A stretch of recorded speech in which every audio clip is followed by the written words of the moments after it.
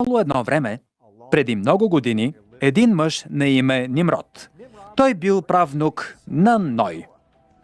За времето си бил най-известният човек на земята. Всъщност той бил цар на тогавашния свят и бил отговорен за построяването на града Вавилон, кулата в Вавилон и град Ниневия. Без съмнение, Нимрод е имал огромно влияние върху хората, с които е живял. Имал е репутацията на човек със свръхестествени сили, създал велики армии. Той бил владетелят на света след потопа и бил изпълнен с идолопоклонство, сребролюбие, пиянство, бунтарство срещу Бога. Имал е феноменална способност да заблуждава като един истински политик преди 4000 години. Нимрод се оженил за жена на име Семирамида. И така, Нимрод и Семирамида станали цар и царица на новия свят. В един момент Нимрод умрял и бил обожествен. Всъщност, той е първият земен човек, който се обожествява на планетата Земя. Наречен е Богът Слънце или Ваал. В писанията думата Ваал или Баал може да бъде проследена до Нимрод. Това е интересна историческа истина, че когато видите Ваал или Астарта, то в крайна сметка се връщате към историите за Нимрод и Семирамида. И така, Ваал управлява Вселената като Богът Слънце и някак си, според вавилонската легенда, Семирамида забременява чрез слънчевите лъчи от покойния си съпруг Нимрод. Тя ражда момче на име Тамус. По-нататък в историята, когато Тамус пораства и става мъж, той, Тамус, се оженва за майка си Семирамида и те имат сексуални отношения помежду си. От тук, от Тамус и Семирамида, води началото си и историята за Купидон. А Купидон е свързан с празника Свети Валентин. Историите, които се разказват около него, всъщност произлизат от историята за Тамус и неговите небиблейски взаимоотношения с неговата майка. Да се върнем към Тамус. Той бил изключителен ловец. В продължение на 40 години заел мястото на баща си, управлявал света и имал огромна власт. Преди всичко обаче бил изключителен ловец. Но за нещастие талантът му на ловец един ден му изневерил, защото бил убит от глиган по време на лов на 40-тия си рожден ден. И какво се е случило? Малко време след това починала и Семирамида. Тя отишла на небето, но очевидно нейният покоен съпруг не бил готов да я приеме, затова я изпратил обратно на земята в гигантско яйце. То експлодирало в река Ефрат и първото нещо, което направила тя, когато излязла от яйцето, било да превърне една птица в заек. Точно така, звучи налудничево, но ето откъде идват великденският заек и яйцата. Но, преди да продължим, имаме яйце. Всичко това звучи като приказка. Това е вавилонска легенда, но вие трябва да разберете, че според източната култура от онези времена яйцето е било ярък символ на плодовитост при боговете. Те вярвали, че дори земята е родена от гигантско яйце. Така че за учените не е изненадващо, че в тази легенда Семирамида слиза на земята в яйце. Това веднага би показало на хората, че тя е богиня. Имаме божествена ситуация, защото в тази история имаме замесено яйце, което олицетворява божествена плодовитост. Това, което ще видите, е сходство между Великден и празници, които са се празнували 2000, 3000, 4000 години назад във времето. Така ние откриваме откъде идва Великденския заек. От една постъпка на Семирамида, която тя извършва след като излиза от яйцето. Сигурно ще открием и други традиции малко по-нататък. И така, всяка пролет, в първата неделя след пролетното равноденствие се отбелязва неделята на Иштар. Великден. Великден се превежда Истър, Иштар. Има служба по изгрев в слънце. Тази част на легендата е трудно да се подкрепи, защото има много различни версии. Можете сами да решите дали ще приемете тази част, но е твърде интересно как една определена част от легендата се свързва така добре с боядисването на великденските яйца. В тази част легендата разказва, че на неделната служба по изгрев слънце, жрецът на Иштар забременявал млада девица на олтара и по време на същата служба вземали 3-месечни бебета, родени от същия акт от предишната година, и принасяли тези деца на олтара в жертва на Иштар. После вземали яйца, посветени на Иштар, и ги потапяли в кръвта на младенците. От тук идват службите по изгрев слънце и боядисването на великденските яйца. Интересно е да знаете, че по цял свят универсалният цвят на великденските яйца е червен. Дори в Белия дом официалният цвят на великденските яйца е рубинено червен. Но да се върнем към Тамус. Тамус бил убит от див глиган.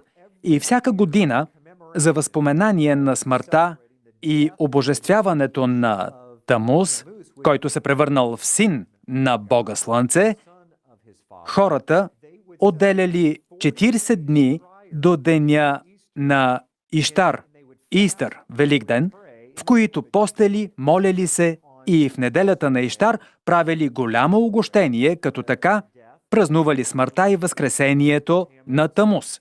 И познайте какво слагали на трапезата си тази неделя вечер. Познахте. Великденска свинска шунка. Убивали прасе в памет на Тамус, който бил убит от див глиган. 40-те дни преди Великден, които ние и католиците наричаме Велики пости, не са свързани с 40-те дни на Христос в пустинята. Тези 40 дни са съществували през хилядолетията преди раждането на Христос. Това са 40 дни на пост и молитва за Тамус, още преди да започне да се празнува Великден, и 40-те дни на пост и молитва на Исус.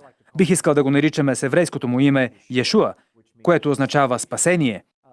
Постът и молитвата на Йешуа за 40 дни в пустинята е само едно съвпадение. Защо? Защото Отец знае истината, а врагът някога беше дясната ръка на Отец. Той знаеше пророчествата. Той знаеше точно кога и как ще се случи всичко. Затова той създаде всичките тези човешки традиции, всичките тези легенди, истински и неистински. Той ги създаде, за да притъпи нашето внимание и нашата способност да разбираме, така че когато дойде истината, ние да не я разпознаем. Той ни подготви измама и ние лапнахме въдицата. Ние започваме да виждаме откъде идват тези традиции. Открихме откъде идват великите пости, коледното свинско, утринната великденска служба. Дори разбрахме защо сме избрали първата неделя след пролетното равноденствие. Всъщност не сме я избирали изобщо. Тя винаги си е била денят на Иштар, Великден. Интересното за празника на Иштар, Ваал и Семирамида са имената. Намираме тези имена навсякъде, в египетските иероглифи, в финикийските иероглифи, в различни артефакти от цял свят. Ще ви цитирам само няколко от имената, които са познати в различните култури и някои от вас ще ги разпознаят веднага. В Египет това са Исис, Изида и Озирис. В Финикия Астарта, Иштар и Ваал, Баал. Същите Астарта и Ваал, които срещаме в писанията. В Гърция това са Афродита и Адонис, или Ерос. От тук се е появила думата еротика. В Рим Венера и Купидон. Точно така, от тук идва празника Свети Валентин. Дори в далечния изток името Купидон е известно като Зороастър. То се състои от две думи. Зоро, което означава семе на, и Астър, Иштар, или семето на Иштар. И така, всъщност, името Купидон в далечния изток означава семето на Иштар или семето на майка му. Тази информация е взета от архива от 1994 година, том 2. Открихме истината за Великден, великденските яйца, великденското свинско, Купидон и Валентинките, неделята на Великден, утренните служби, великите пости.